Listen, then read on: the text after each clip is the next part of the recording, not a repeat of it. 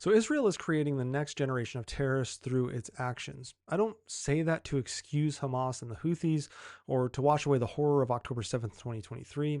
I say it because escalation has a math of its own, and the math here is pretty ugly. And it is a math the US knows all too well with the rise of terror groups such as ISIS in the wake of the invasion of Iraq in 2003. But Israel takes this a step further. When a state takes a grinding war and spreads it into foreign capitals, when it hits negotiators on mediators' soil, flattens safe houses in dense cities, and accepts the civilian spillover as regrettable, you don't just remove enemies, you manufacture new ones. Israel struck Hamas's political delegation inside Qatar's capital while ceasefire talks were underway, in a protected compound guarded by Qatar's Emery Guard. Senior Hamas figures survived. Lower ranking members died, or rather will be considered martyred. An innocent Qatari security officer died. And for what here?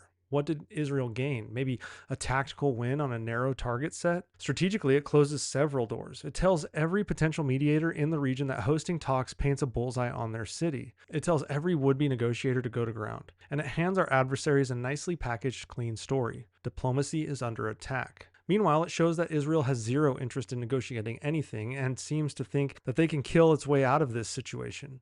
This isn't one stray operation, though. In Lebanon, Israel killed senior figures in Beirut and hit targets across the south. In Syria, it struck the defense ministry complex in areas near the presidential palace in Damascus. In Iran, it ran a 2-week air campaign that Tehran says killed large numbers, with images of mangled apartments doing the media rounds. In Yemen, it bombed Houthi infrastructure around Hodeidah after long-range drones hit Israeli territory and shipping lanes. I'm not saying Israel is not necessarily justified in some of these strikes. I'm just saying they have consequences. And when you add Qatar to that list, the pattern is clear. Cross-border strikes, high symbolism, and predictable civilian harm all occur. If it wasn't for the fact that the United States was backing Israel, these countries could form a very powerful coalition and target Israel, potentially overwhelming them with their numbers. Now here's the reality though. Does any of this make Israel, you, I, the world safer over time? I mean, the best research says civilian casualties produced by counterinsurgent forces are followed by more attacks, not fewer.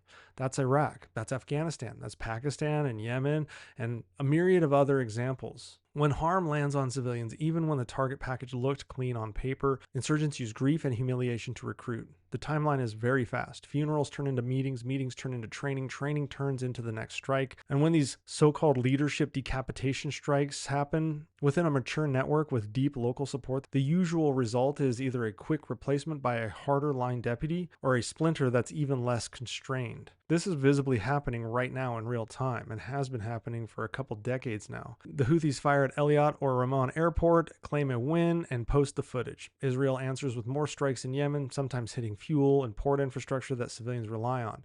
In Syria, every strike in the capital becomes a talking point for Iran's proxies, who get to say they're defending a sovereign state against an external aggressor. In Iran, air raids trigger retaliation cycles that send missiles and drones back toward Israeli cities. Each loop gives someone a new reason to sign up for these terrorist organizations. Sovereignty matters here because it turns grievance into a state project. Iran already bankrolls Hezbollah, elements of Hamas, Iraqi militias, and the Houthis. When Israel operates in Iran, Syria, Yemen, Lebanon, and now Qatar, hardliners in those capitals get the budget and the cover to double down.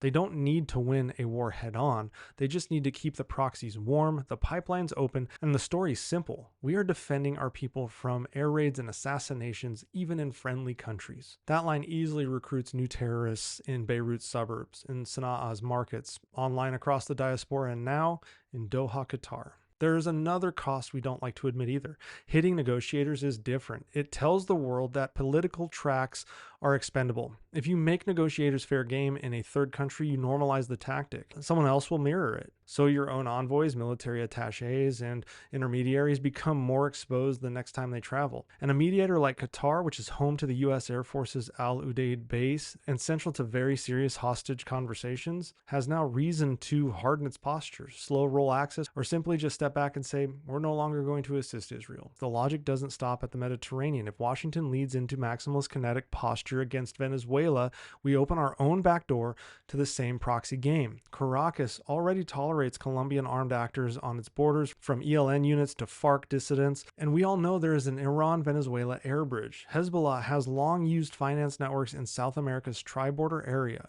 Every time the United States raises the temperature with unnecessary public shows of force, hardliners in Caracas have more incentive to tighten their relationship with Tehran, widen illicit logistics, and take over the storyline by saying, quote, "We're resisting imperial aggression." That becomes a conduit, people, money, material, moving into the hemisphere under state protection.